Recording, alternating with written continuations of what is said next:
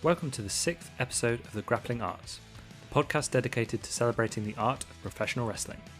On this week's episode, myself and Claire are joined by one of the UK's most acclaimed and compelling villains, Spike Trivet.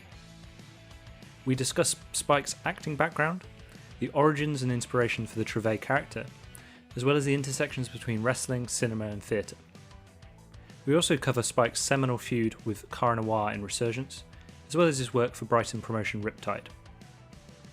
Spike has some fascinating takes on wrestling, especially regarding character development, storytelling and the importance of collaborating with wrestling promotions. I would highly recommend this episode to any wrestlers looking to develop their in-ring persona. We hope you enjoy the episode as much as we enjoyed recording it. If you do, please subscribe and please leave a review.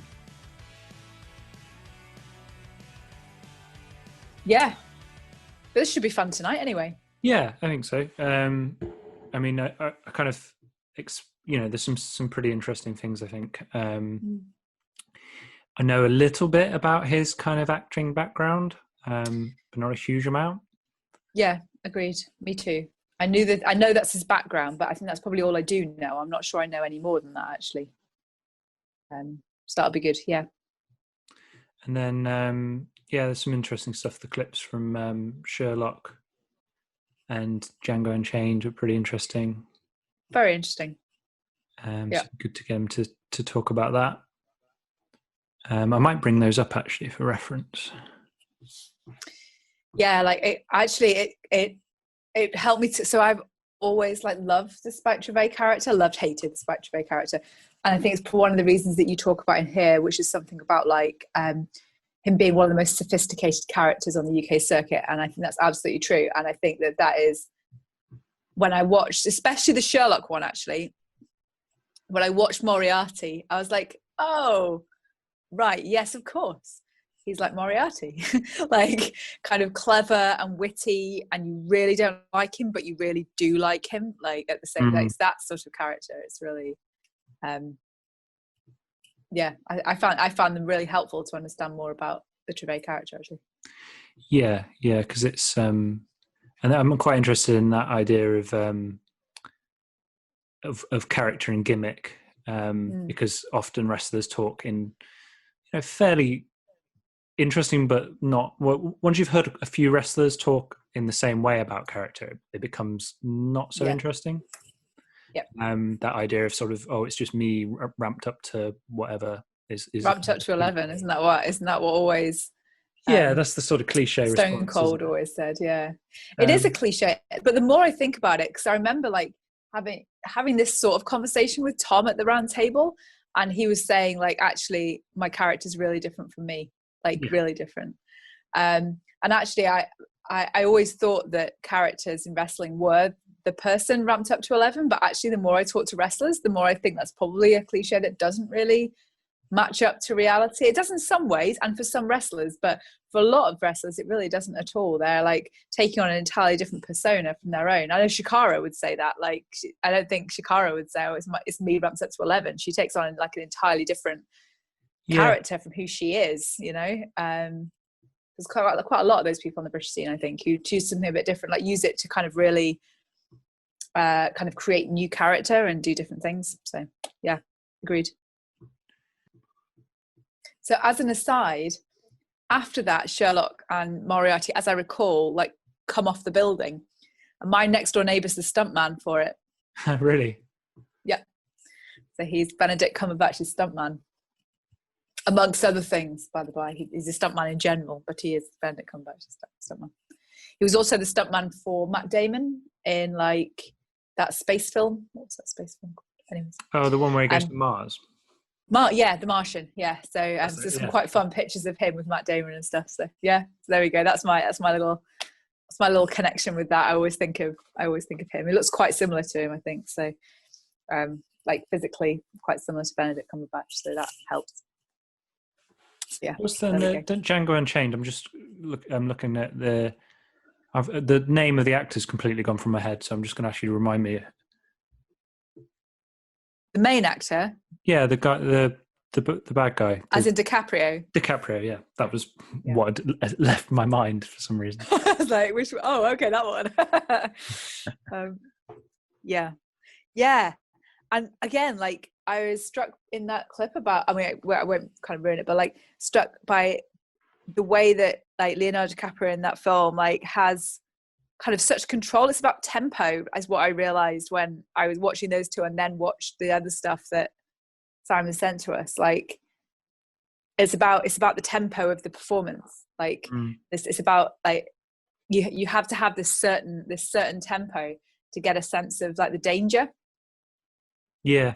You know, the menace. And that's where I saw the sort of similarities. Like it was about like you there was a fear there, but the fear wasn't brought about necessarily by kind of shouty. It was brought about more like about the kind of cadence. That's the word I'm looking for. Cadence. Yeah. I might ask you to dig to lead a bit of that area of discussion, because I know obviously you've written you wrote the essay about talking and wrestling and promos and things like that. So I think that'd be quite. Yeah, and language and stuff, which is really important. Yeah, I think that's a good conversation to be had there. Yeah, and there were some like classic lines that, I mean, that the Spike Cara, which is one of kind of my classic Resurgence matches, as you know, like there's a really classic line about like I'm gonna turn you into foie gras, like just really kind of memorable lines that feel film-like to me, as opposed to more like wrestling, like more in the midst of the wrestling. Obviously in promos you get memorable lines all the time, but in the actual match you rarely get memorable lines from wrestlers, whereas in that match there are loads of memorable lines that you know. Yeah, and there's the whole you're a man and not a particularly good one, Tom. Yeah, that's the one that sticks out for me. The break that works so well. Yeah, the gap between the not particularly good one, Tom. Yeah, that'd be great. Yeah, and especially working with Cara, where Cara is a silent character, so there's something really interesting there, isn't there? You've got this fantastic. Spike, one of Spike's real strengths being his vocalization, and then you've got him pitted against a silent character. I've never really thought about that, but that's something really interesting about that. Yeah, because normally you would often it's like the wrestling fans or followers of wrestling will kind of hold up two great microphone people sparring on a microphone, but in this case it's a silent character and so this is one day I will write that full article about silence, because I mentioned it super briefly in that chapter, where I'm really interested in silence, because silence in wrestling is absolutely fascinating. When it's used and when it's not used is just really, really interesting. I think in that chapter I talk about the Nexus invasion in relation to that. I can't quite recall, but there is a bigger project. There is a bigger chapter one day. Well, never time soon, I have to say, but one day will be written about silences in wrestling. It uses Martin Heidegger, actually, which I won't talk about today, but it's kind of a mad connection of like I think it has Martin Heidegger and Mikhail Bakhtin and wrestling. So it's quite bonkers, but one day we'll write it. I mean, you're welcome to bring Heidegger into the conversation. I don't think we need to bring Heidegger up. It's fine. Are probably fairly small. That's a very tiny audience. People who know something about Heidegger and wrestling is quite a small portion of that Venn diagram. Yeah. Yeah, that'll probably be the point at which our listenership drops off. Yeah, totally right. Hello. Hello. Hey, friends. Hello. How you doing? Yeah, I'm good, thank you. How are you? Good. Pretty good. Yeah, I'm pretty good. Good to see you both. Good to see you too. How are you? Okay, what's going on? I look very spotty, didn't I? I wasn't anticipating looking spotty. Thank God this is just... We're not filming this, are we? We're only doing audio, you're okay. Yeah, audio only. Yeah. I also seem to have receded hairline-wise a lot in lockdown. I don't really know why. Are you guys okay? How are you doing? Yeah. Claire, do you want to go first? Yeah, pretty good. Just saying that life is really chaotic, but other than that, like all good chaotic, but chaotic nonetheless. Yeah, so good. Yeah, pretty good, I think. Yeah. How about you, Sam? How are things? Yeah, I'm still ticking over. Been working from home on the doctorate since March. So Oh, okay. Were you going to be at home doing that regardless, or would you have been in an office space? I would have been on campus, yeah. I think sort of PhD students and things are probably the last people to return in many ways, because certainly in my case, there's not a necessity for me to be on campus. I don't need to access equipment or anything like that. So, No. yeah. Nice for you to go on campus, though, I imagine. Sorry? Nice for you to go on campus, though, I imagine. Yeah, that would be the ideal situation, yeah. But at the same time, no, I kind of got used to it. And Nottingham was in a bunch of restrictions as well, additionally. So, right? Yeah. But we'll see. Hopefully next year we'll start to get back to some kind of normality. Possibly. Yeah. I hope so. How about yourself? How's lockdown been treating you? Yeah, it's all right, isn't it? It's okay. It's a bit fine. I mean, the thing that I just find overwhelmingly frustrating is that you go outside and there's just no social evidence of lockdown at all. There's, like if I don't know about where you guys are, but where I struggle with it is I resent it being called a lockdown, because if I go out of my house, there's just people everywhere, and there's no people everywhere. The only things that we can't do are the fun stuff. But everybody's doing what everybody's, walking along. The streets are crowded. There's no queues outside the shops. Everybody's allowed. There's no social distancing at all. It's just like, well, I should have just left the gym open. Do you know what I mean? Like, should have just left the gym open. Like, why didn't you just do that? If it doesn't matter and everybody can just do whatever they want. But my personal, frustrations are not comparable. It's annoying. I think it's annoying when you feel like other people aren't really playing ball and you are. That can be quite a frustration. I think I speak as somebody who's basically been in like isolation since March. So have you really? And that's yeah. So we've sort of been. I go into my only social life really this whole period is I occasionally teach a class, which is fun, and then that's it. So I teach a class of 6 with like 5 meters social distancing and all in masks and PPE, and then I go home, and that's it. That's social life. So yes, my world has got very small in this period. Yeah, it's so funny the things that you find yourself looking forward to, isn't it now? Yeah. It's like, oh great, again we're going to play Scrabble with TK Cooper again. Do you know what I mean? Oh, who wins? He wins every time. He's just one of these people who, like, I don't really know how to explain it. He's like, whenever we have like meetings to do with ambush or anything that's sort of like, I don't know. It's just I don't want it to sound like weird or, sort of grandiose. But whenever we have to have like ambush meetings or like story-based meetings or anything academia-based, for whatever reason, he will come. He like asks me, and he's like, "What do you think? Tell me what you think." And and he asked me about like he's doing some stuff at Rev Pro, and there's some stuff with progress coming up, and he's like, "What's the right way to do this?" And I'm like, "I think it's this," and he's like, somebody else will come in and interrupt and whatever, and then he's there like, no, shh, Simon, carry on, finish what you're going to say. Do you know what I mean? But when it just comes to just everything else, he just annihilates everybody. It's just really frustrating. He's just one of these people, like, he's just excellent at video games, really good at board games, really good at sport, never drops a ball, always in the right play. Do you know what I mean? He's just one of the, like, really, like, can play the guitar, really good at magic tricks. Do you know what I mean? Just really good with his hands. Like, I'm pretty sure he can solve a Rubik's Cube very quickly.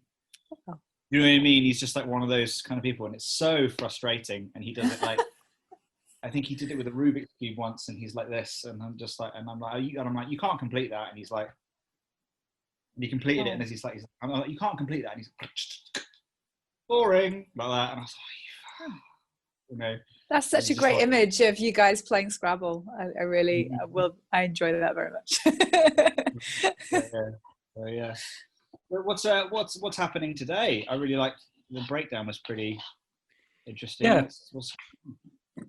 So it'll be quite, I think, a similar conversation to the one we had with Jean last week. Whereas previously we've had kind of two guests, and we've sort of taken a kind of theme for each of those episodes. Whereas with these ones, I think it's a little bit more of the kind of traditional start with some background, how you got into wrestling, which I think for me it was a little bit of a cliche when it comes to podcasts, but actually I found it really interesting hearing about that. I continue to find that really interesting, how people got into wrestling as fans as much as like actually getting into being a wrestler. But then we already had a bit of a pre-chat about some of the stuff you sent us, like the Sherlock clips and the Django Unchained clips, and so it'd be great to talk about the role of dialogue in your wrestling practice, your vocalization and promos.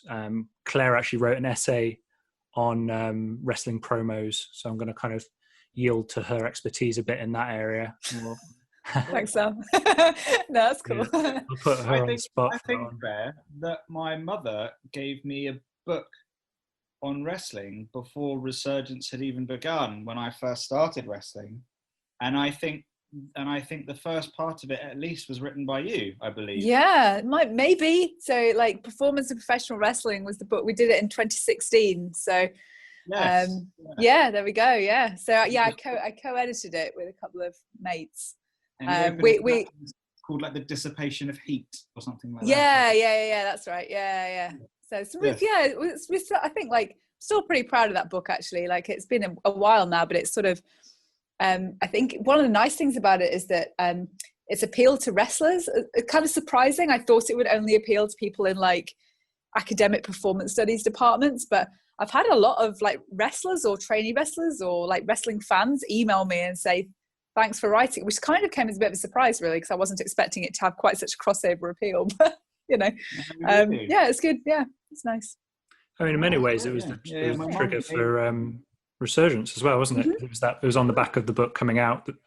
I think John was bought the book very much like you, as a gift, I think, around that time that it came out, and that was the point in which we got in touch with you, and everything sort of started off in motion, didn't it?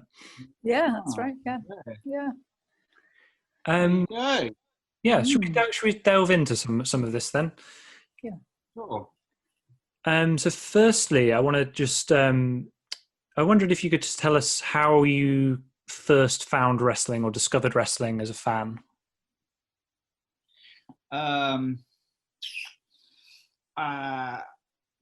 think I know the first time that I discovered it. I discovered it when I was 12. I discovered it when I was 12, and I was on holiday in Portugal, and I was in a friend's villa, and he put it on, and the sort of first time I discovered it is kind of twofold special, because the first one was sort of the first part, because the first part of why it was kind of very special was the obvious part, which was like, what is this, like that, the kind of like standard kind of thing that everybody, I think, when like young wrestlers when they're young think, like, what is this is unreal. Like, I think the first thing I ever saw was, I think it was like what was it? It was like I think it was like SmackDown or even Velocity. I think it was something like that. And it was Test in the ring, and then this really horrible, arrogant little man comes out onto the stage, and he gets a mic up, and he says, and I can't remember word for what I said. It was 18 years ago, but he says, but he basically says, he's basically like, you stay away from my sister. You cannot be part of my family. You are not worthy to be my sister. You're not worthy to be a McMahon. And obviously it turned out to be Shane. And I was like, people solve their problems like this? What is this? And then he sat down, I think it was like Pete Gas or something, and then from the Mean Street Posse. And so the first match I ever saw was that. And needless to say, I don't really remember that match, but I just remember that. I remember just being like, what is this? Why was he, like, that guy's a dick, like, and, so I remember feeling that visceral feeling. But sort of up until the second part of why it was my discovery of wrestling was kind of so special to me was that I making friends is through my life is not it was not part of my natural skill set. I've had to work very, very hard at it, and I find it very difficult. I get very, very anxious in social situations, and I've always been that way. And to me, making friends is a skill that I've had to learn over like essentially 2.5 decades. And back then, my tactic was, you like that? Oh well, I like that too. Like, do you like football? No, I love football. Yeah, no, yo-yos, love them. Like it was like that. And that was kind of my tactic. And obviously, it didn't really work because eventually they would sort of like pry into what I knew to get further, and I'd be like, oh, I don't know anything, and and it would become apparent that I don't like it. And when he turned wrestling on, I was like, no, yeah, love wrestling, love it. And then I watched it and I was like, oh no, I think I do quite like this. And then I would watch it more and more. And then I suddenly discovered that it wasn't about life wasn't about liking things to make friends with people. Life, you could like things just because you like them. And then that's how I ended up meeting people. There's that thing, I think we have it all through our lives, don't we? When you meet somebody who's into wrestling or whatever, and they're like, you like wrestling? Yeah, me too. Oh my God, let's go be friends in the corner. Like, let's go be friends in the corner. Come on, and so it kind of was, to me, it really opened the door to me, I don't know, just having more faith in the things that I like, I guess. And I think it was the first step to me kind of discovering who I was as a person, which is kind of pretty significant. It was I ever really saw it, and then I went home and just watched it loads, and then made loads of friends based off of it. Yeah, that's really interesting. I can certainly relate to a few aspects of that. Obviously, I think for us living in the UK, wrestling wasn't kind of something that everyone was a fan of, and like you say, when you met that person that was a fan, it was like, oh wow, there's actually someone else out there that's into this very strange niche American thing. Yeah, totally. And on some level you both know that it's predetermined. We even knew it was predetermined when we were young, right? Because the secret was out, but you're still like quite willing to suspend your disbelief even in a private conversation between the two of you. You're even willing to be like, I know, I can't believe you won, like, or whatever. And then it's pretty special, isn't it? I mean, it's no wonder that the wrestling fan community is so tightly bonded to each other. They're all such great friends with each other because they're all sort of bonded by this really bizarre sort of weird niche thing that is just it's just very odd, isn't it? It's just a very bizarre art form. But yeah. Without skipping too far forward, because I want to talk a little bit about your background in the performing arts. Mm-hmm. At that first kind of those first engagements with wrestling, were you kind of already sort of interested in theatre and drama and performance and things like that, or? Yes, yeah. So I'd had an interest in it from very young, since I was about 6 or 7. My school did a production of the Pied Piper, and I was a townsman. I had like a long, a long gown. I was like a member of a Victorian council. And do you remember? Did you guys have in your school? You had like wooden block stages. Like the stage was wooden cubes, and it was all lined. You would have those, and we had one of those. Where we had a stage made of that, and I remember my teacher came up to me, and she was like, "You stay in that square. You're not allowed to come out of that square. Stop it." And because I couldn't help it. I couldn't help but, improvise and do things and walk around and all that kind of stuff. And then a person who's a great friend of my family, who sadly very recently passed away, approached my dad and said, "Is that your son?" And he said, "Yeah." And she said, "You should have him pursue that. You should have him you should have him pursue that because he's got something. He's the only one up there really having fun. So you should definitely make him do that. And then my dad had very unsupportive parents, so he went way too far with it, and then booked me into all these different dance classes that I really didn't want to do, and stuff like that. And so he was really over supportive. But yeah, no, it's always been part of my life really. And then wrestling came along, and then I wanted to be a wrestler, and that was sort of kind of, I was going to say beaten out of me. It wasn't beaten at all, but it was sort of stamped out of me, the sort of desire to be a wrestler. My dad said that wrestling was ridiculous and none of my teachers would support it, and I didn't know that world of sport even existed, so I didn't I had no idea that wrestling even had like a history in this country. I didn't even know there was a place to go. It was just this mental thing across the Atlantic, that I couldn't get to. I hope that's the right sea. Is it the right sea? Yes, it is. Thank you. Yeah, you're good. Oh no! I was like, are they just being polite? Yeah, but it was just this mental thing. So I just let it go and just went into acting instead, and that was kind of my goal until I was 26. That's when I became a wrestler. Can you to move on to that stage then? Can you just give us a little bit of overview of your background, your acting background? Because obviously it was quite serious, like the extent to which you trained and things like that. Yes. So I oh God, I'm trying to think about it. So I did drama, and I did productions all the way through school. I was always in school productions, and then I auditioned for drama school the year that I left school. I only got one callback to Rose Bruford, and I was absolutely devastated because I was like the best. Because I was like, in inverted commas, I was like the best actor in the school, so I was absolutely gutted. And so I only got one recall to Rose Bruford and didn't get in. And then I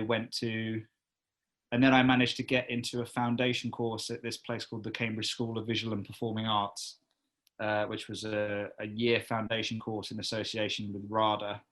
And it wasn't really a RADA foundation course. I like to tell people it was a RADA foundation course, but it wasn't. It was this really rich college. It was a private college, and it was an international college, and it was basically this college would just like had this agreement with RADA that was like, can we just send you a little bit of money, well, a lot of money, and then we just get to use your name, and every now and again you can just send us some practitioners.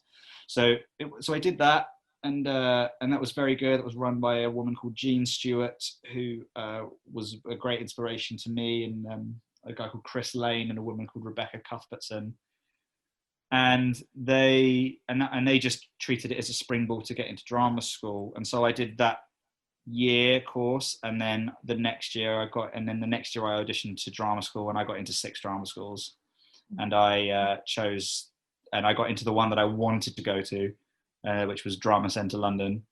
And I went to Drama Centre London, and I was there from 2009 to 2012, and I did the BA course, and I graduated with a first, and left there, and then had a kind of pretty. So all of that was extremely successful and very fun, and I always had main parts, and I always had main roles, and I was well respected in the school, and I was the valedictorian, and I was the valedictorian, and I was on the school council, and I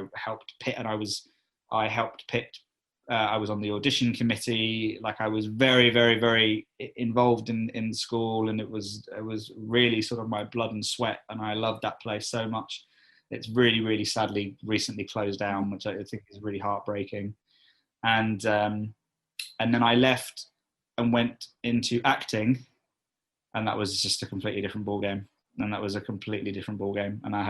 wasn't prepared for it at all, and just had far too many bad experiences in terms of agent meetings and casting directors, and people sort of engaging in what I used to I still refer to it as sort of actor torture, you know, this sort of weird sort of thing that I remember just being on a student set of a student film, and I was there and I'd found it was called Casting Call Pro that I had gone on and got this part. I think it's called Mandy.com or something now. And I remember standing on this set, and it was really nice, and I was in a really great costume, and there was cameras all around me, and I remember standing there and being like, I'm pretty sure that director of photography is being paid. I'm pretty sure this costume design is being paid. I'm pretty sure that this set design is being paid. Why the fuck am I not being paid? And then when I queried as to why they were being paid and the actors weren't being paid, the answer was exposure. And I came across that answer too many times, and then and then had a meeting with a very horrible agent called Shane Collins, who just invited me in just to mock me for an hour and a half pretty much. And I walked out into the sun, and I was like, I need to find something else to do, because I can't do this anymore. I can't, you know, I was 25, and I was like, I can't waste the next 5 years of my life. I got 5 years of my life. I can't waste the next 5 years of my 20s doing this anymore. So then I tried to find something else, and that was when I found the Projo and went to the Projo to do it there. I think that sense of like artists not being paid is one of the things that drives me absolutely nuts. Like the sense that you're just like doing it for exposure, or like for quote unquote the fun of it, like it drives me absolutely crazy. So I totally see that. It's a real joke, and it's like it's a real joke. And now if I find, you know, and that's when if I come across it in the wrestling industry, I don't have any time for it at all. And luckily it's not there very much. Luckily it doesn't really happen in the wrestling industry as much, but because you know, this thing of like it's exposure, and you're like, it's not exposure, it's not fucking exposure. You know that I love this, and you know that I want to do it, and you know that I want to do it more than I want to get paid, but it doesn't mean that the amount that I want to get paid is zero.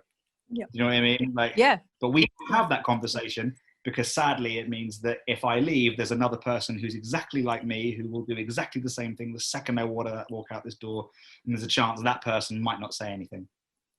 Probably won't say anything.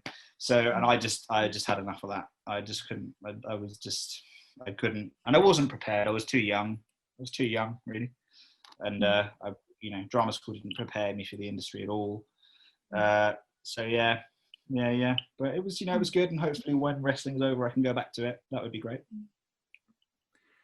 Before moving on to delve into wrestling in a bit more detail, throughout this training process and this journey through acting and drama school, was wrestling something that you held on to throughout that? Were you a kind of fan, or did you drop in and out of it? My flatmate, me, he was called Steve.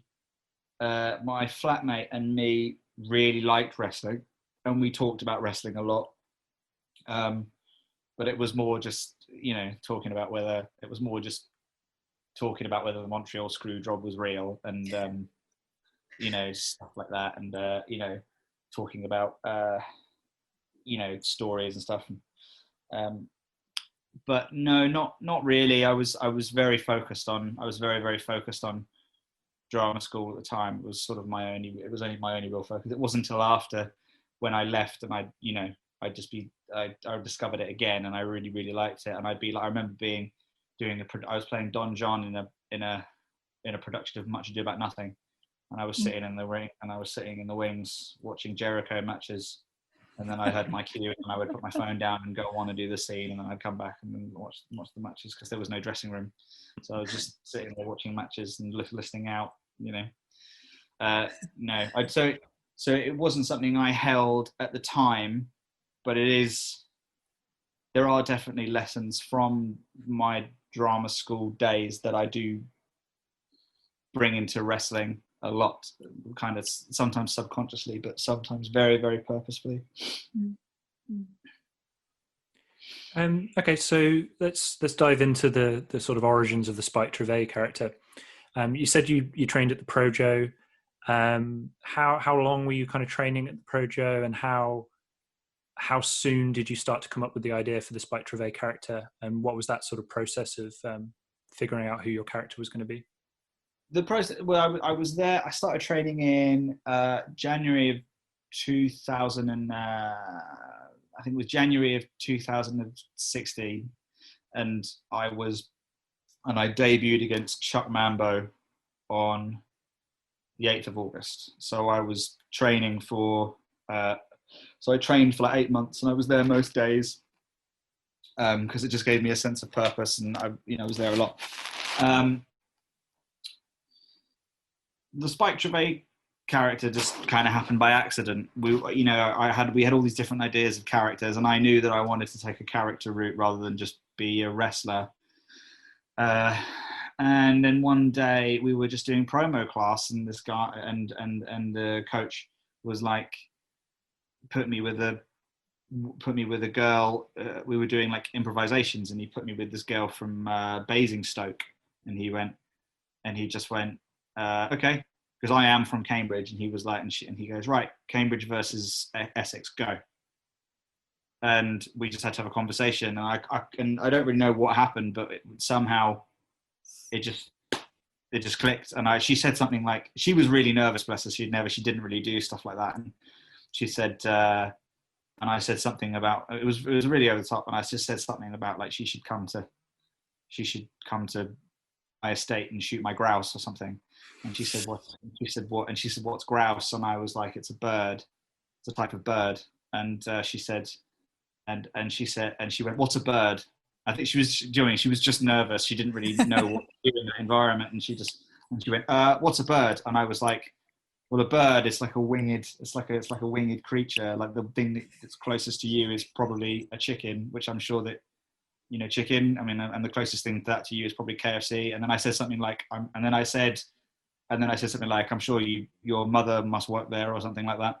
And then I didn't, and the room was like, ah, and then I'd learnt from days of rehearsal, right, that when you're trying to find something, it's not, and you can't find it, and then one day you do find it, the scene will end, and then you'll turn and you'll look into the rehearsal room, and everybody will be sitting there with their eyes wide, nodding their head at you. And I remember, that was something, and that's when you're like, I've got it, I'm onto something. And then I turned, and everybody in the room was doing that moment. Everybody was nodding their head at me, and I was like, there's something here. And then somebody was just like, and then I think somebody was like, I don't think anybody's doing Posh Boy right now, so maybe you should give that a go. And then that's where it started. And then it became me trying to find my own way with it and turn it into something that I would like to watch, turn it into something that I thought was interesting, and turn it into something that suited modern day Britain and the modern day world, and then it just kind of came from there, really, and then it just sort of came from there.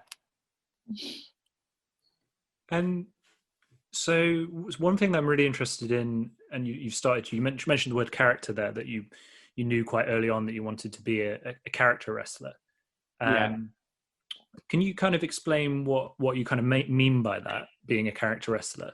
Because often this word gets bandied around of gimmick, and wrestlers think of their persona or their work in terms of their gimmick. Can you just talk a little bit about character? Because Spike never strikes me as a gimmick. He feels like a very rounded character. That's really interesting. Why does he not strike you as a gimmick? I guess because I can imagine Spike as a fictional character rather than as a wrestler that's got an idea, a wrestler that presents himself in a certain way. I could imagine Spike being in a comic book or something like that, if that makes sense. Yes. Yeah, absolutely. Well, that's great. Thank you very much. Yeah, I mean, I think the word gimmick is pretty, to me, I think the word gimmick is about gimmick to me is like an advert. It's like, how can, you know, how can I make myself as understandable as and as relatable as quickly as possible. So you know who I am, you know what I am.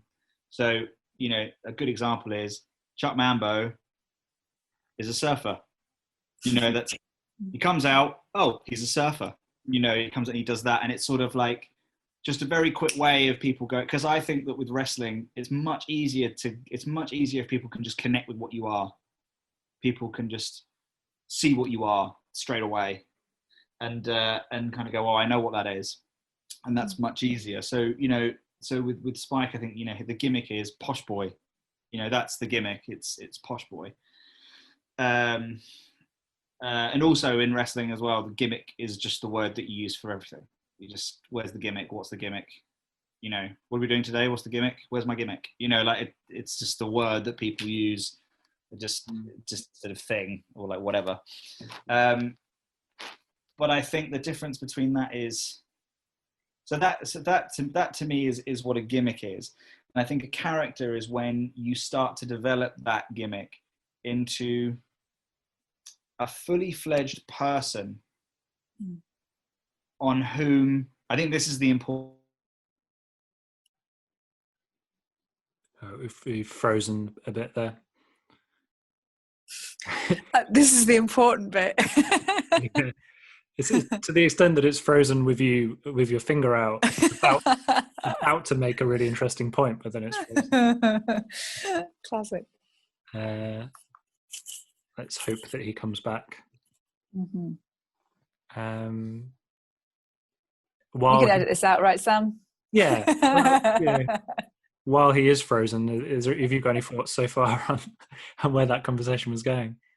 So, yeah, like for me, Spike Gervais is one of like the best characters on the British scene, and I think he's the best character because like there is a kind of a believability to him, and like I like that in my heels. So like I want to boo that character, like very like, and Spike Trivet allows me to do that because I am a little bit like what you were saying, Sam, like you believe him as the same way as you would do a fictional character. So if I'm watching a film and an actor is playing a baddie in a film, I can not like them, that's fine, but I don't miss the fact that there's an actor behind it, and that doesn't get rid of the enjoyment of thinking they're a baddie. That just you know, that just is what it is. It's the genre. And for me, Spike Trivet works in exactly the same way. So when I watch Simon play Spike Trivet, like I can separate those two in a really kind of positive way and just boo Spike Trivet. And I think for me that means that I can hate him more, like, because I'm not like hating on an actual person, I'm hating on a character. And so that kind of disconnect for me kind of allows me to appreciate him as a heel much more than if I associated them really closely together as the person Simon and the character Spike Trivet. So for me, that's one of the reasons why it works so well as a heel. And like I find there's that heel characters that I can really believe in, and I actually has like a visceral response to that, to the performance that's going on in front of me, are the best heel characters, right? Yeah, definitely. And there's I guess like it's interesting that he talks about the gimmick as being first, and then and that idea of no one's doing a posh boy gimmick, and that being a sort of, because wrestling does have those kind of templates. You can see, I mean, Ric Flair is in that sort of, you know, is probably the classic example of that sort of character type. And wrestling has like multiple different character types. It has the underdog, you know, the superhero, babyface, things like that, the anti-hero, like this kind of Stone Cold mold, and it's a trope. But then you have someone like Simon, who comes and brings a kind of intelligence and this sort of acting background, takes that trope and then is able to build kind of layers of nuance and sophistication to the character. Yeah, and it's not just about like that $1 million man thing of like, I've got loads of money so I'm better than you. Like, so I guess that Spike Trivet could be like that, because you always get the sense of like he's swirling champagne. You always get the sense of that like superiority because of money, but actually it doesn't fall back on that slightly dull trope. It's more like ideological than that. So it's more about a clash of ideology than a clash of economics. And I think that's why it works so well, and that's why you really just want to boo him, because like if it sometimes in wrestling, like you end up with that character who is like really well off, and is almost like, oh, I aspire to be like him a little bit, but you don't aspire to be like Spike like at all. Like he somehow manages to turn it around, so all he is a heel, like, and I say that in a totally brilliant way. Like you really kind of feel the heelishness of Spike Trivet. It's not just reliant on like, well, he's rich, so let's not like him because we're not rich. Like it's just been done so many times. Whereas I think the character of Spike Trivet does something different with that mold, like quite profoundly different. I can't really think of a kind of modern wrestler who I can think of historical kind of examples which are similar to this, like you talk about Ric Flair and things, but I can't really think of a contemporary wrestler who fits this mold in the same way. I think it's quite a unique character, actually. Yeah, and I think really the real strength, and hopefully he should be coming back in a minute. He said his internet connection's just gone, so he's going to try and come back in. I think the real strength is the way he's been able to subtly reinvent it and develop it and change it. So it's not, and they're not kind of radical changes. They're just sort of these details that he adds and these aspects that he drops. So like when the character first came on the scene, this is something we'll hopefully get his view on. There was this, very overt Tory, association with the Tory government, particularly Theresa May at the time, which he's gradually, now he's kind of gradually phased out, and he's moved more into. And this is why I think it was so fascinating that he sent us that Moriarty clip from Sherwood, from Sherlock. Nottingham boy speaking. Is that he's kind of shifted really into this kind of more pure villainary kind of role of that sort of the mastermind villain. Yeah, and clever. Like he has to be smart. Like if Spike Gervais is dumb, it doesn't work. Like he has to be. And so in some senses, what you've got to now is kind of contradicts what I've just said, which is like, now I kind of do want to be a bit like him in the same way as Moriarty. Like you kind of, Moriarty's a villain and he's a baddie, but at the same time, like you totally respect him and his sense that everyone around him is stupid and he's really clever. And it's just, and kind of the exasperation that causes for Moriarty. Like you can feel that in Spike Gervais' character, just like, oh, come on guys. Like I'm so bored of all this. I'm so bored of like everyone being so stupid and me being clever, and you're beginning to get that sense, I think, in the Spike Gervais character, definitely. All right, hopefully we are reconnecting. And what I'll ask him to do is turn video off. Sure. Hello, sure. guys. Hello. I'm so sorry. That's all right. Do you want to turn your camera off? That might help with the internet connection. It's something amazing. If I stop the video, it's not pretty, I suppose. Yeah, while you were away, we were kind of to use wrestling parlance, we were putting you over. Oh, lovely! Yeah, thank you. I'll wait to listen back and see what it was you said. Yeah, I think you were about to make a really interesting point, but I can't remember. I don't know whether you about characters. Yeah. So I think the difference between, to me, the difference between the gimmick is that, sorry if to those who are listening, but like, so a gimmick is the thing where you sell, that sells yourself instantly, I think. And it's sort of like, it's a caricature to let people know who you are and how they should feel about you.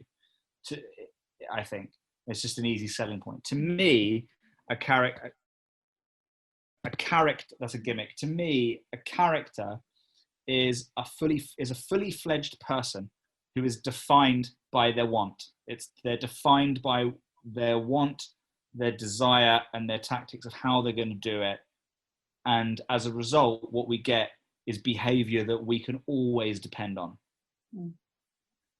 And I think that is the thing. That is the thing that I think makes for. I think that is the thing that makes for, and as a result, that's where I think compelling stories come from. Mm. I think they come from characters, and I think that's, and I think to me that's what's the most. A good example is we can always rely on Spike to go low. We all can always rely on him to go low. What's he going to do in this situation? He's going to go low. He may go low intelligently. He's not stupid, but he's not going to take the high road. He might pretend that he's going to take the high road, but he's not going to take the high road. And we know that about him, And that's good, because it means that whenever the time comes for Spike to not make that decision, that's when it's the most surprising, because we rely on, because we know, we believe we know who he is. And I think that is the best wrestling characters. Those are the best wrestling characters. The ones, the ones, Stone Cold was a gimmick, but you always knew that he was defined by who he was as a person and what he wanted, and you always knew he was going to stunner someone. And that was not about his gimmick. That was about his character.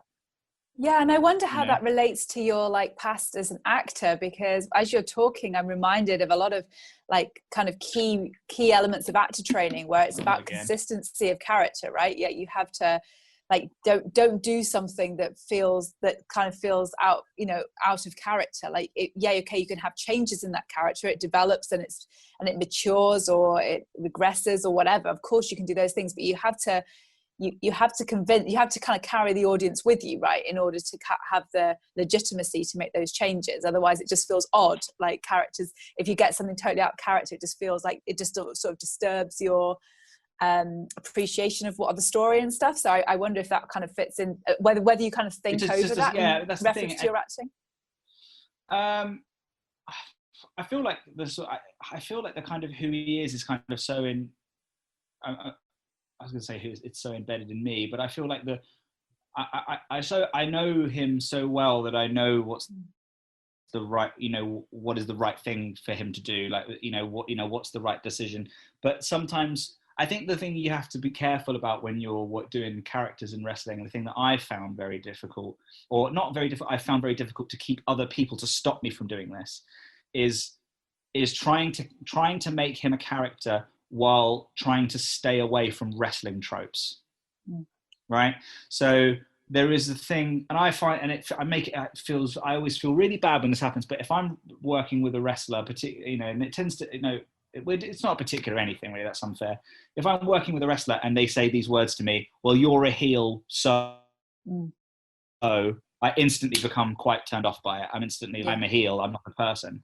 And I think that's why, and I think that is, and there's always well, I'm a babyface, so I have to do this. And it's no, you don't. You don't have to do that. You only have to do what your character would do. And also the thing about it is it requires people to have some imagination, which everybody has, that, it's well, I don't know if the fans will believe that Spike will do that. If I stand in front of them and I do this, then they will go, oh, Spike has just done that. And then we have a new, and then we have a new dynamic, and I think that's the point is with characters as well within wrestling, is that you need to be brave with it. But yeah, if you can keep, we did this thing at drama school, which I do a lot in acting and wrestling, which is you make a pie chart, or you make a list of 6 characteristics, and then you can keep it in. So it's, Spike is, he's spiteful, he's intelligent, he's charismatic, he's vindictive, he's angry, and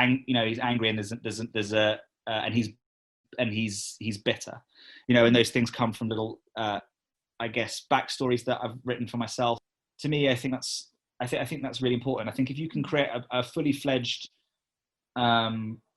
character, and you can keep it away from wrestling tropes and do things based off what you believe your character would do, then your stories are so much richer. And I believe your matches can be so much richer as well. I'm nowhere near. I've had some, particularly with the Resurgence and Riptide, I'd like to think I've had some pretty good showings where people have been like, wow, I didn't expect that was going to happen. And it's like, well, that's because I worked from my character rather than tried to have the most athletic match on the show. And as a result, I believe that I stood out, and that's why working with Cara Noir is my favorite thing, because he's my favorite person to work with. There are loads of people who I love working with, but that's why he's my favorite.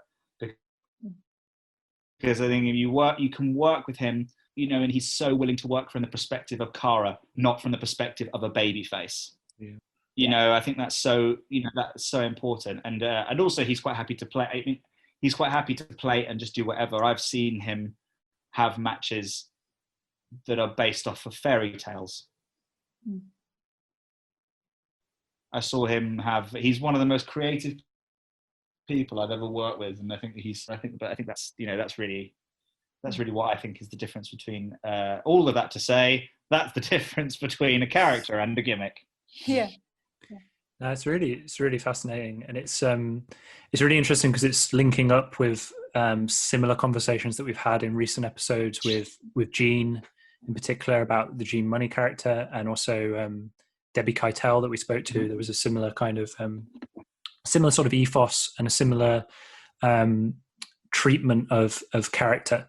And one of the things that we spoke about with both of them was this idea of the wrestling company, or the people running the wrestling company, is almost like casting characters in roles, or who, if Resurgence is a film, who are the characters that are going to be in that film, and what's their role going to be in that film. And Spike, Jean, Cara, I mean, you can kind of tell the names that that we work with in Resurgence, and it's precisely because of those reasons, because you can take those brilliant characters and then let you guys express your characters in different situations. Yeah, which you and Riptide and a few other places do very well. Yeah, it's very freeing, to say the least. Yeah. So on that idea, I want to talk. You sent us a couple of sort of clips to watch. One was from the TV series Sherlock, the recent sort of modern adaptation of Sherlock, and the film Django Unchained, the Quentin Tarantino film. Yeah. Could you just talk a little bit about why those things stood out to you, and how you see them as relating to your work as a wrestler and wrestling kind of storytelling? Sorry, could you just say that last part again, Sam? You cut out just for a tiny second. In wrestling storytelling, what was the last bit? Yeah, so just how you see what you see as what you take from those things that you sent us, and how you use them in wrestling and wrestling storytelling. I think we've got. Is that a freeze again? Well, I mean, so but can you hear me? Yeah, you're sort of a little bit choppy. It's dropping out a little bit. Hold on, let me see if my. I think we've either got another freeze or delay. Yeah, it might require a bit of editing, this one, Sam. Yeah. I mean, in a way, sort of anticipating what Spike might tell us about the reason he selected those pieces of material. What was your kind of view on Claire? On what did you see, and did you see something in the kind of Sherlock clips that made you think about Spike's character and things like that? Yeah, totally. So I found them both really helpful to understand the Spike character better. I think also to understand the Spike character as somewhat detached from what I initially imagined Spike to be when I first saw Simon perform Spike, which was I thought, oh, it's like the Tory character. Okay, I know what this is. Whereas actually, when you read the character through the two clips he sent, it's really different. And kind of allowed that character to expand in my mind a little bit. I think both the Calvin Candy, I think that's his name, in Django Unchained, and the Moriarty character in particular. So more Moriarty than Sherlock, actually, which I imagine that he wanted us to think about. But both of them are villainous, but at the same time kind of cool in their villainy. In a way, there's a sense, I think, that they're both super smart and that they're controlling the room. And for me, the way that those two allow me to think about the Spike character more, was around cadence and tempo. So what I've always felt about Spike Trivet is that he's just able to kind of control the room with his voice, and the cadence and the tempo is absolutely vital to where that character functions. Like that you have this particular gaps before words, or you just take a breath and you have a moment of silence which just brings the audience in. So the cadence of everything, of all those kind of the Spike Trivet moments that sort of linger in my mind. So cadence is really important, I think, of the speech. And it's the same for Moriarty and for Leonardo DiCaprio and Django Unchained, in that like there's the sense of like there's a danger there, but the danger is in the cadence of the voice, like the way that silences are interspersed with the kind of the quiet voice. And then in that clip that we watched, like Moriarty suddenly has this sort of outburst, and I was like, oh yeah, that's totally, I see those three different cadences of kind of vocalizing in Spike Trivet's performance all the time. Like you see the kind of the silence moments, you see the kind of just drawing in the kind of quiet voice where you just have to kind of listen in, and you see the kind of explosion of sort of anger that comes sometimes as well. So I could see all three of those tropes in the Spike Trivet character really clearly. Yeah. Hello everyone. I think my internet's not going to keep me out. Damn it! Back. Hello. Hello. Did you catch what Claire was talking about? I caught the end of it. Yeah, talking about Moriarty and Django Unchained things. Yeah. Yeah. Well, those are very nice words. I mean, that's. Yeah, I'm glad that comes through. I think that the cadence is really interesting because it's a representation of. I think there's some. Eddie Dennis said this.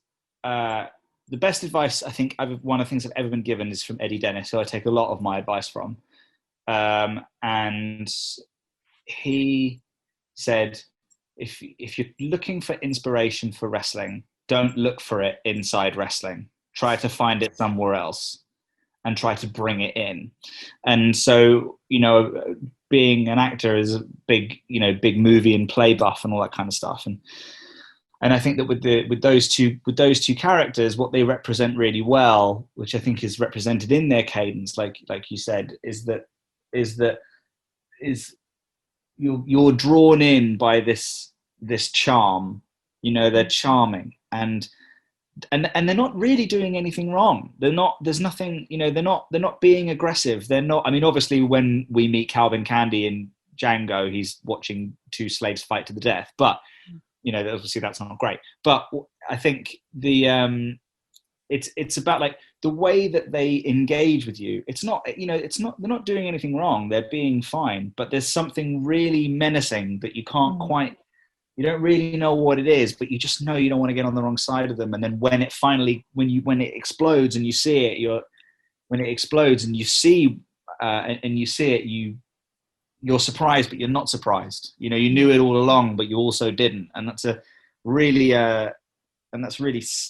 that's very, very scary. And I think that is something that very recently I've managed to get some people to, realize and see in Spike Trivet is that he's quite menacing. He's quite a menacing character. He's not, you can beat him up as much as you want, and you can, and and we get joy from watching him get beat up, but to be on the wrong side of him is not a good place to be. And that's and that's where those characters kind of come in from the I recommend both those performances anyway, just as performances, but that's a lot of where the inspiration came in from them. That's really fascinating because I think people maybe that aren't hugely familiar with wrestling might actually find that surprising, the way that wrestlers take and borrow material from outside of wrestling and take it and incorporate it into their wrestling work. Gene mentioned things like Shooting Stars and Reeves and Mortimer, and I know speaking to Cara Noir in the past, he references Buster Keaton and Charlie Chaplin. Yes. So it really is like, fascinating how these different kind of performance practices can get can find a place in wrestling performance. I want to just, before moving on, I want to talk a little bit more about you and Cara and that kind of feud and Resurgence. But I want to firstly just ask you a little bit about how the character has kind of developed and changed over the last few years. When Spike arrived on the scene, there was some quite direct references to the fact that he might be a Tory supporter. You actually played Theresa May in an attack show, so can't get more obvious. That way. Yeah. But then now the way I saw the Spike Trivet just before lockdown was that he was taking on more of that sort of Moriarty kind of characteristics of being much more kind of pure villain rather than just someone who was a Tory supporter or came from a privileged background. Can you just talk a little bit about that process of change? Do you agree with that for a start? And then do you agree with that? And if so, can you just talk us through that a little bit? I do agree with it. I think that I do agree with it a lot. I feel that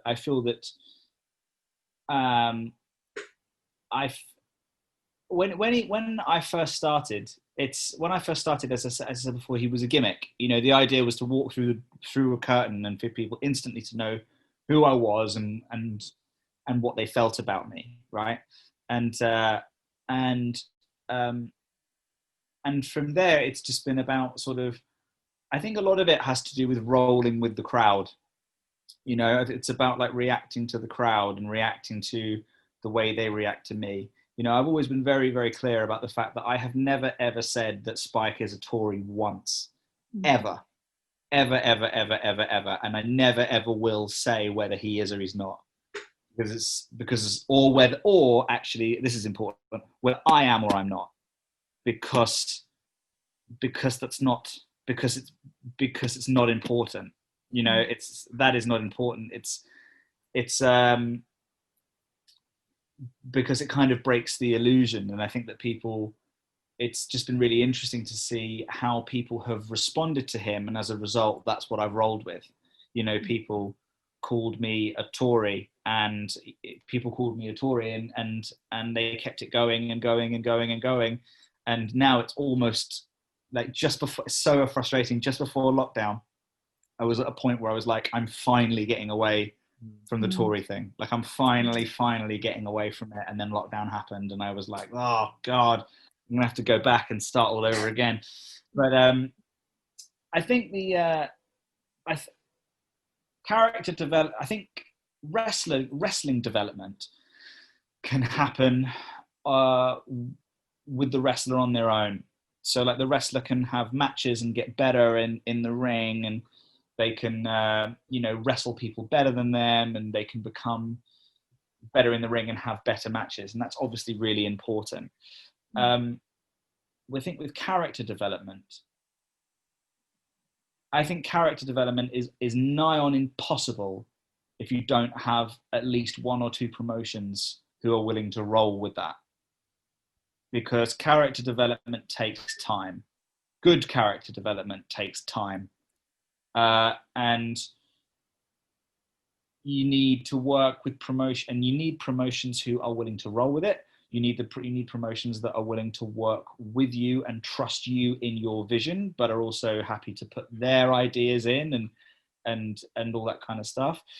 You need promotions not to be bounded by, well, I don't know if he would do that. You need, that's a reasonable conversation to have, but you need, and you need promotions that are going to facilitate moments in front of crowds and put on camera moments that will show us who this person is and who this person is becoming.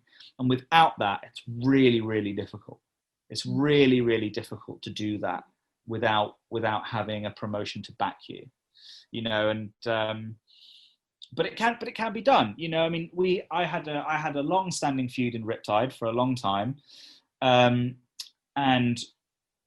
the person that I was feuding with had basically avenged themselves, had basically got revenge on me, and then they wanted to get me to fight them. And my point of view, and my character's point of view, was, I'm not going to fight you. It's not going to happen, because I don't. There's nothing for me. There's nothing there for me. Like, why am I going to let you beat me up? Doesn't make any sense. There's nothing in that for me at all. And so then at Riptide, we did a thing where I said, well, why don't we we need to do a bit of a change. We need to turn this into, Spike from this sort of cocky, funny Tory supporter into this horrible villain. And we've got to do it quickly. So we did the thing over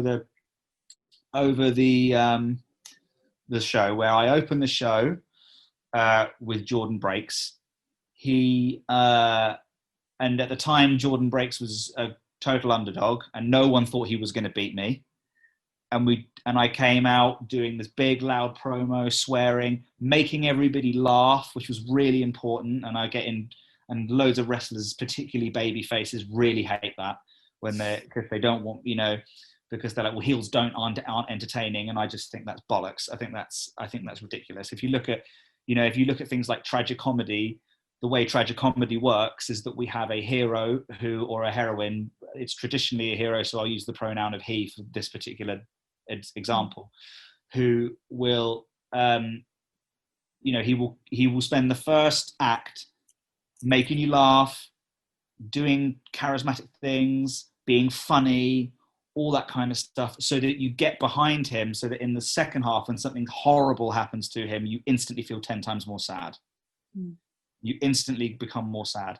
And so my goal was to get people to kind of make people laugh, and so that they're like, oh, he's a bad guy, but he's a bad guy that we can get behind. So by the end of the show, when I really revealed myself to be a real piece of shit, they're like, oh my God, they hate me even more because they fell for the trick, right? Because they fell for my charisma. And that's the worst thing, when you fall for a person's charisma and it's all been for nothing. It's all been because they're manipulating you, So we had me lose. So we had me come out here, be really arrogant, act like I wasn't gonna win.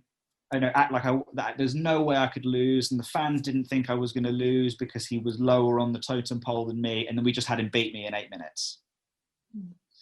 Then we had clean, and then I left, and then I ended up having to be dragged out kicking and screaming. Then halfway through, we had an incident where Ridgway was Chris Ridgway, as person I have a lot of personal fondness for, was in our stable, but he had gotten his dream job of going to work for Noah, right, in Japan, and we had to basically get rid of him. We had to get rid of him quickly, and so we had him come out, win a match. I'm angry because I've lost I've lost my match. So we come out and we're going to attack this person. Ridgway stands in the way and he's like, don't attack him. There's no reason for this. There's no reason for you to do this. And so I push him. He comes onto me to fight me because he's obviously bigger and tougher than me. And then the second he turns his back, I punch him in the back of the head, kick him all over the floor. And then I go and get a chair, and then I double Pillmanize him in front of everybody. And I used a line that I stole from Bill the Butcher in Gangs of New York. And I looked him dead in the face and I said, you look at this. I want you to see this. And then I smashed his leg in front of everybody.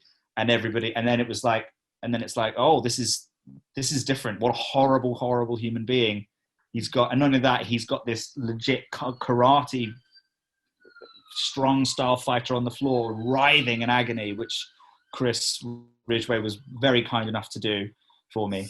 And then at the end of the show, when the person I was having the rivalry won the Rumble, I came out and I was completely different. I was quiet, and like you said, Claire, about Cadence, I was quiet and looked desperate, and I put a bit of white makeup on my face, so I looked a bit more gaunt and a little bit more desperate and sunken.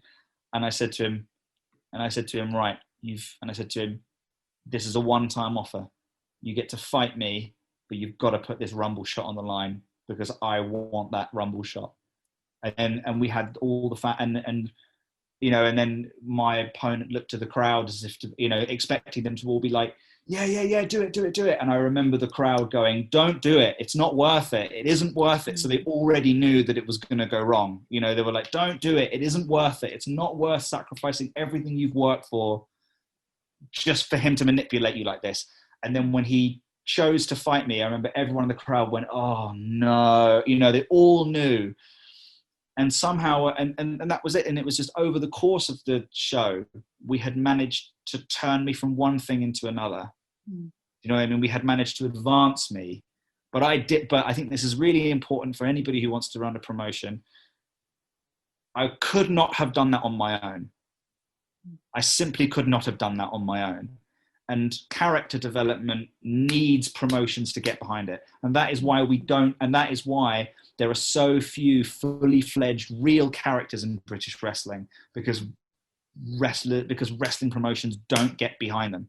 They don't develop them. They don't give them the time or the space to take the risk of letting them do something in front of the crowd that's going to make the crowd see them as something different. You know, just because it hasn't got a fucking Canadian destroyer in it, you know, and that's so important. And I think as we come back, you know, post-vaccine and post-COVID, I think that's really important that we do that. You know, we let young wrestlers grow, and we don't just tell them what to do, and we don't just rely on their, you know, God, they didn't have like a 5-star strong style match. Yeah, well, if every match on the card is a 5-star strong style match, then 5-star strong style matches get fucking boring. Yeah. End of conversation. I agree. You know? And I, as somebody who loves character, like the characters of wrestling, in essence, more than I love wrestling, if you see what I mean by that statement, then I totally appreciate it. I wondered, like, sorry to throw in an extra question, Sam, but just as you're talking, I'm like taken back to your comment about being in Much Ado About Nothing and watching Jericho matches, because like the way that you describe that process feels really Shakespearean to me. And I mean, genuinely using that word, like, I'm sitting here thinking, this is like how Iago works in Othello, right? Without wanting to like throw in my theatre bit, but like this is like, you start with Iago and you're like, oh, he seems okay. He seems fine. Like he seems okay. He's a bit sneaky though, but the character develops the way through. And like within 3 hours, you have by the end of that, you have a totally different character. Like, yes, the characteristics are similar, so you believe in the process. It's not like you're going from being like a goodie to a baddie or something. Like, you're not doing polar opposites, but you can see the character development. And it just feels like, just the way that you describe that just felt like kind of about a number of kind of Shakespearean villains that I can think of, who kind of just have such a depth of character that they can shift and change during one performance and still be really convincing to us, and still be villainous, more villainous. Absolutely. And I think that's, you know, that isn't just about characters changing. I think it's also about, like, you know, like a massive part of wrestling is you know, it happens so much, and it's really, it can be quite frustrating at first when people bring this word up, but a big part of wrestling is the swerve. You know, how are we going to accomplish the swerve? And the reason that most swerves do not work is because the promotion did not spend enough time making sure that the character was reliable, right? We take somebody like Chuck Mambo, right, and we make sure that this isn't happening in any promotion, just so you know, I'm not giving a storyline away, but you take a character like Chuck Mambo, you invest in him for 9 months, and you make sure that every single time he is seen every time he is seen in the ring or in front of the crowd, he is behaving in a certain way, and therefore he becomes reliable, and therefore his behavior becomes reliable. We always know Mambo's going to take the right way out. We always know that he would rather lose valiantly than win badly. We always know that he is going to choose people over wins. We always know these things about him, right? And again and again and again and again and again, and we drill it in, and we put time in, and we invest in it. And that way, when he super kicks TK Cooper in the back of the head, it is a shock. Yeah. And that is just as much character development as allowing Spike to go from an in-your-face Tory caricature to a serious villain. you know, and that's just another part of it. And I think that's what we have to strive for that when we come. I know that you guys do. I know I'm preaching to the choir really, but like we have to strive for that when we come back, because we did get to I believe we got to a point in British wrestling where going out there and trying to have the best match on the card in many ways was counterproductive unless you were having the best match on the card. You know, and I am very aware that that's not my bag, you know, so it's easy for me to be like, well, we shouldn't be doing that, but you know, you get what I mean. Yes. Yeah, but I see your point though, 100%. Yeah, and it's really fascinating. And again, it's really nice that it's sort of fitting into other conversations that we're having, and you know, other ideas are kind of coming and being supported in different ways. I'm aware that we haven't got a huge amount of time left, but I want to sort of bring it back into some of your kind of journey and resurgence. Sorry, I know I grabbed one of it. No, I mean, I think we could easily do another episode on this, but so yeah, like one of the things that I think people won't be kind of aware of is, and you've spoken around it in the stuff to do with Riptide and the emphasis that you've placed on companies having a focus on storytelling and a commitment to characters. Yeah. Would you consider yourself to be an anomaly in terms of the way that you engage creatively with companies? Because at Resurgence, there's a kind of a group of people that we work with at Resurgence who are really engaged in the creative process, wrestlers that are engaged in the creative process. Yourself, Cara Noir, Gene, Charlie Evans, you know, the people that, surprise, have, you know, fairly prominent roles in Resurgence and have done really well in Resurgence are the people that engage with us on a creative level. I'm assuming that's kind of the case in Riptide, but do you think that's something that's sort of unorthodox, or is it something that's becoming or needs to become more common practice? I'm not sure that's a question. It's just a sort of statement that I wondered what your opinion was on that. I think that I'm a person that has to be stopped. I will go and go and go and go and go, and I will make suggestions. And if you know, I'm well aware. I'm self-aware enough that when the promoter steps in and says, "I don't want to do that," that's an absolute no. Then I'm always like, "Fine, it's your thing. I'll do what you want." You know, I'm very aware of that. I certainly hope that's the case. But I think that we do. I think that it's very good to have. You know, I think it's very good to be able to have conversations with wrestlers and say, what do you want? What do you want to do? What's the right thing to do for you? You know, how would you behave in this? How do you think this should happen? Where do you think this should go? Because I think that there can be a sort of unfortunate example of, you know, people prescribing to wrestlers what they are and who they are, you know, and that's dangerous. And that's where characters get lost. And there are promotions in this prominent promotions in this country that I have worked for where Spike has gotten lost because I'm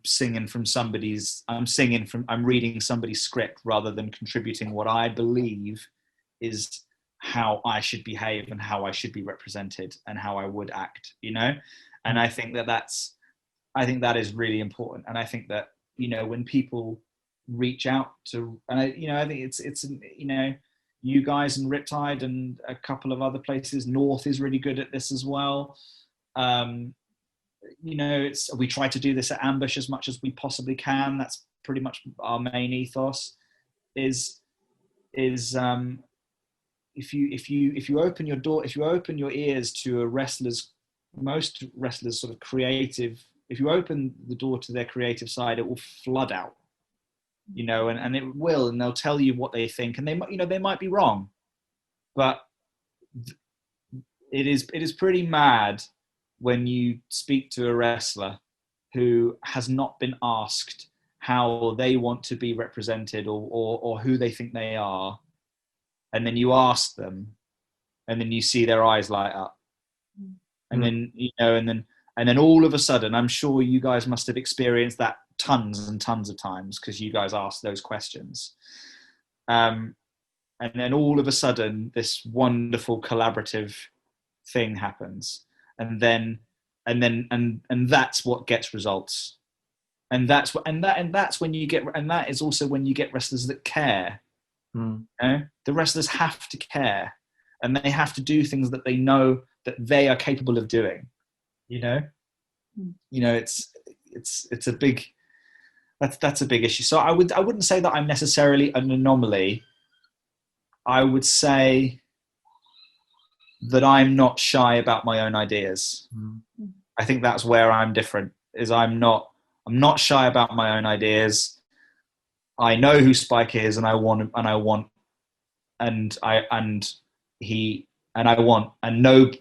very, very firm on the fact that, like, if something's going to be done with him, then my opinion has to be heard.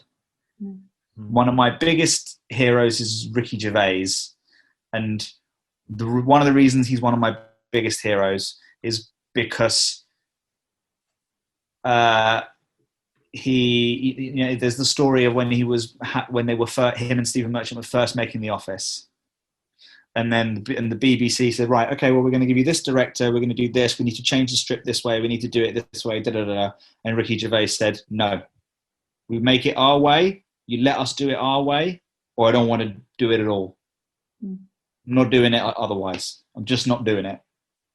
And, and then the story of, like, Stephen Merchant taking him out into the corridor and being like, what are you doing? And he's like, I'm not doing it. And even to this day, he still says, like, I would have much rather have stayed in my office job and not done it than done it in a way that I knew was true to me. And wrestlers just need to be given that opportunity, and then they'll care. And when they care, that's when the storylines matter. That's what I think, anyway. Yeah, well, as you know, we fully endorse that notion. Yeah, just to conclude, then, I wanted to just share a little anecdote about your debut in Resurgence. Okay. Just because I don't think I've ever spoken to you about it. But do you recall how you kind of approached Resurgence? Like, I think I sent you a message asking if I could come to the show, didn't I? Yeah, it was one of those real, like, weird coincidences, because I think that, and this is 100% true. That day, we, as happens, and I'm sure this happens in Ambush and Riptide, there's a kind of ongoing WhatsApp conversation between me, Pete, John, about what we're planning, what we want to do. And that morning, one of the ideas was, what if Spike Trivet, who is this person, came out and attacked Cara at the end of the show? And you emailed that same day. Oh, no way. Yeah, saying, I'm coming. I think you had some family, didn't you, at the show? Yes. I'm coming along. It'd be great just to, I think it was even just to say hello was the gist of your email. And I think the reply was, well, how about you come and hit Cara Noir around the back with the chair. Yeah. I was like, and I was like, I'll hit Tom all day. I love hitting Tom. Yeah. That was, I do remember that was crazy. Yeah. That was it. It's because my partner was on the show, wasn't she? I think my partner was on the show, and my brother lives in Castle Donington, and my niece is, and my partner is my niece's biggest hero, so she wanted to come. Yeah. Oh wow, what a funny story! Oh, isn't that mad? And then just because, and that was obviously the start to the build to the Cara Noir match and Resurgence, and then just kind of what your reflections are on that first match with Cara, looking back on it, and also Claire, your kind of reflections on this, because I know that, Claire, you use it in a number of different academic contexts, which Simon might not be aware of. Yeah, I do. I've shown clips of you at all sorts of conferences and stuff. So yeah, I use it as kind of one of the kind of standout. There's a number of reasons. I'll let you talk first, but there are a number of reasons why I think it's a totally standout match. But yeah, I'll let you talk first, and then I'll big it up. Oh, thanks. That's really, really well. That's great. What is the question? Is just what? Yeah, just because it was quite. I remember at the time it was a match that again, it comes back to that, having people engaged in what you're doing as a company. And I can remember at the time you were just really super excited about afterwards how the match went. And I just wondered whether you just your reflections on that match now, nearly 2 years removed from it. It was at the time. It was at the time, and even now, really. So it was certainly It was the most important match I was ever going to have at that time. I had endless respect for Tom, and I looked up to him greatly. And I had been on car journeys with him, and we had taught. We had never worked each other, and so it was really important to me because there are wrestlers who just get you, right? And with me, it was I've wrestled some really great work rate guys. I've wrestled strong style guys, and the matches up until that point and since then in ways have kind of gone a bit weird because, being a little villain, it's not easy to convince them not to, like, well, this match isn't really going to be that exciting if you just kick the shit out of me. And they're like, well, yeah, but I'm the baby face and you're the heel. And I'm like, well, yeah, but it's not exciting. And they're like, well, I'm the baby face and you're the heel. And I knew that Tom didn't feel that way. And I knew that Tom was not like that. And to me, it was such an opportunity to show myself, such an opportunity to show that I could have that kind of match. But it was I wanted to prove to myself that I could hang with him. I wanted to prove I didn't want him to afterwards to hug me and adopt me as a son, but I wanted afterwards to come backstage and for him to look me in the eye and shake my hand and say thank you and mean it. That was the most important thing that I could have done I wanted to walk out of there and have earned his respect in the ring. That was what I wanted. And I felt like, and I know that I did that. And so that's why I was so happy about it. And it was the kind of match that I wanted to have. It was interesting. It was funny. It was vicious. It was work rate. It was exciting. It was mainly all him, but it was a real defining moment for me. And I think the next day I tweeted something like, thank you. Thank God for generous opponents. Thank God for generous opponents. And I wouldn't be the wrestler that I am now if it wasn't for him. The last match that I had before lockdown was in Riptide in March, and it was the first time that I had worked a main event with somebody where all the ideas were mine and theirs and no one else had led it. And it got really well, and it was very well received, and I wouldn't have had that match if it wasn't for Tom. And Tom was the first person I went to when that match finished as well. So that's why that's why that was so important to me. Yeah. That's really cool. And then I think equally as well, as speaking from a company perspective, it was a real defining moment in that early iterations of Resurgence. I think it was the first time where there was a match that felt like, oh, we can actually. And this is not me wanting to take any credit, because it was you guys that did everything, but it was like, oh well, we can facilitate, or we can be a kind of platform for something that pushes the boundaries of what wrestling is. Absolutely. Absolutely. Yeah. So I think it was really vindicating for us as a company when that.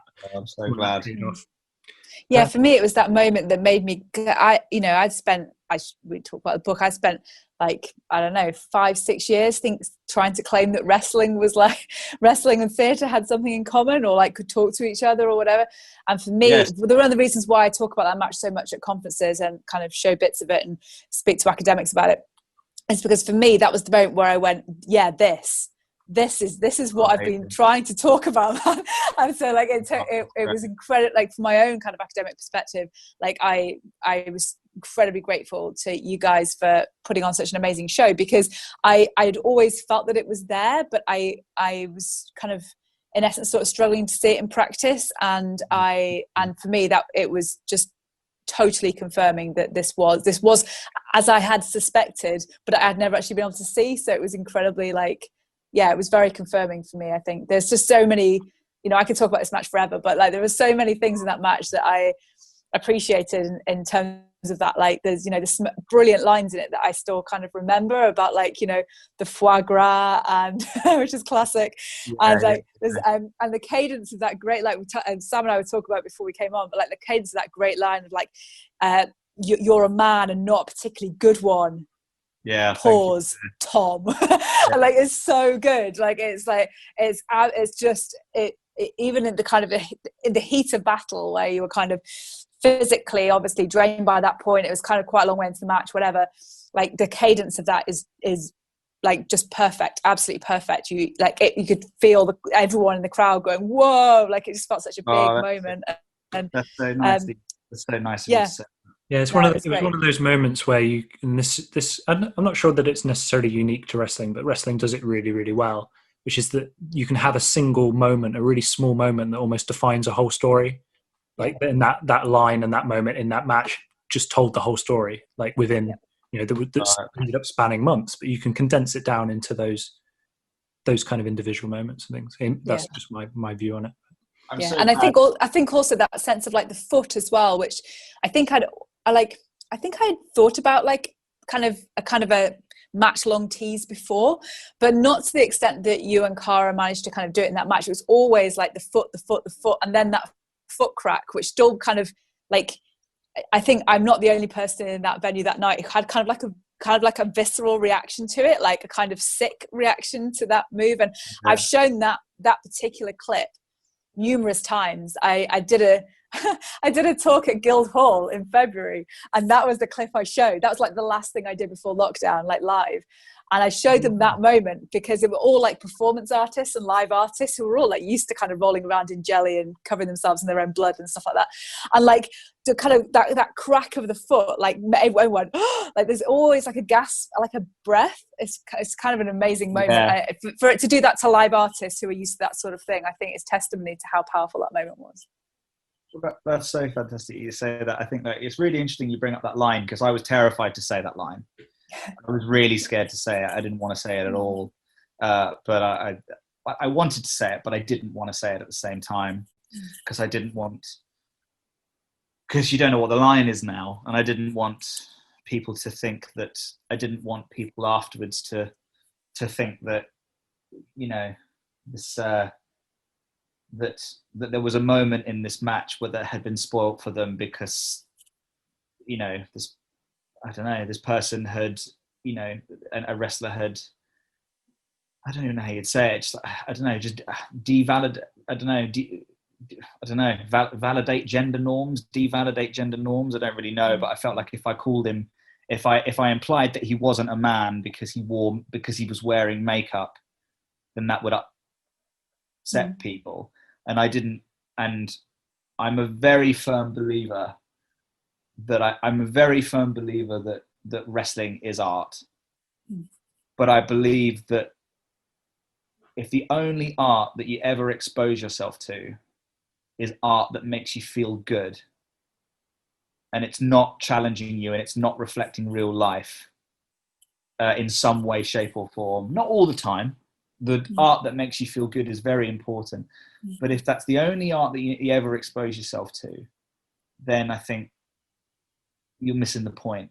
And I think that art is meant to provoke you and it's meant to make you think, and I think that, I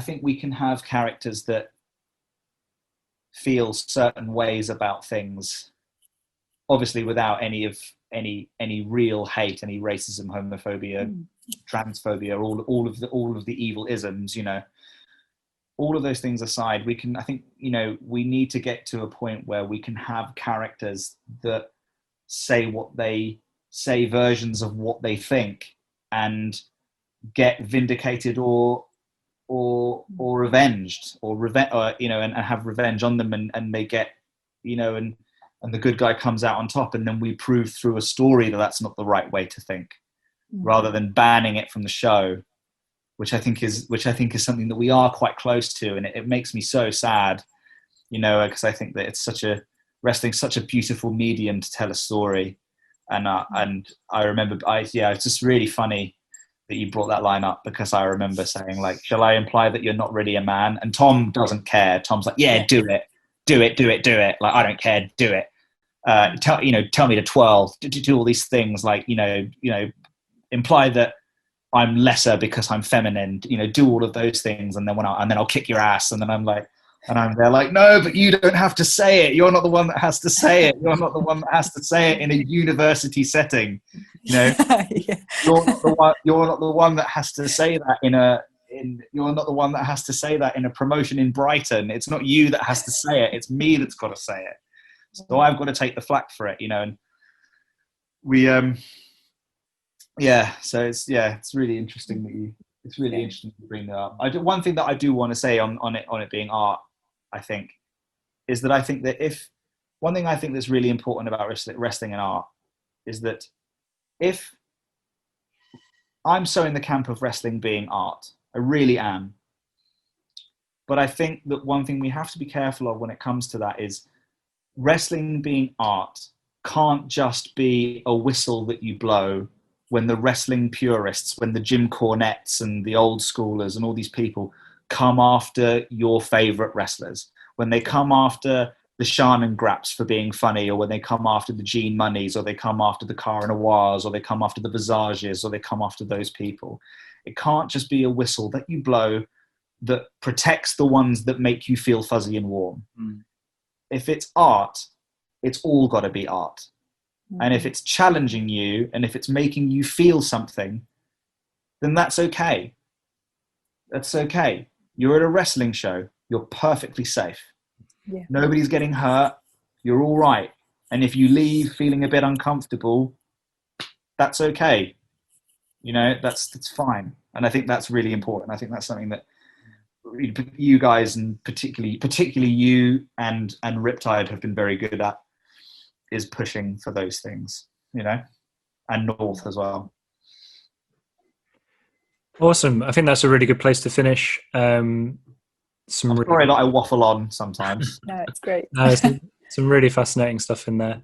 And we'll put some links in, and I'll do a closing thing at the end to say where people can check out some of your matches. Obviously, Riptide and ourselves are on internet wrestling television, independent wrestling television, so you can watch all of them.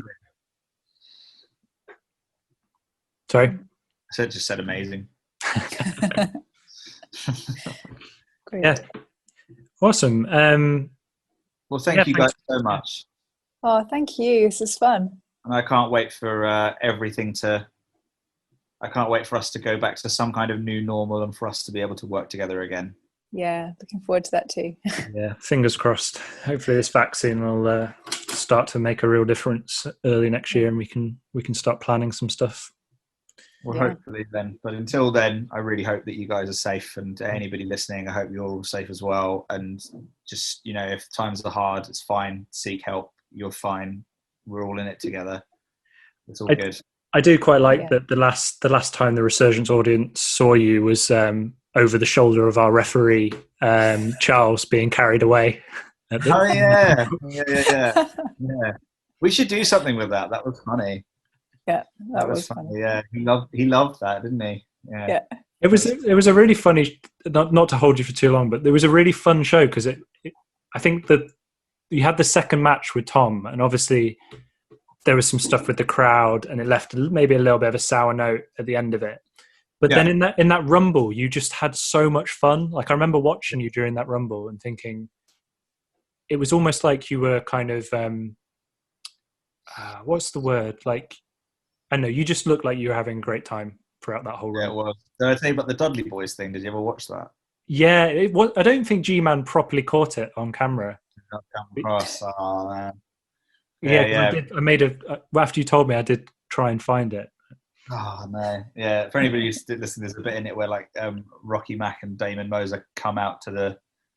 They're a good tag team actually together. They come out to the Dudley Boys music, and then and they go, and, you know, the firework happens, and then I said into the camera, I was like, "Oh no, it's the Dudley Boys!" And then they came out, and I was like, "Oh, it's not the Dudley Boys. I can take them." And then I stood up, and I think one of them just super kicked me, and I fell over. Yeah, that was great. That's good fun. More of those memories, please. Yeah, definitely. Okay. Right, thanks. Take care, guys. Yeah. And I'll. Bye. Thanks, Sam. Bye. Thanks.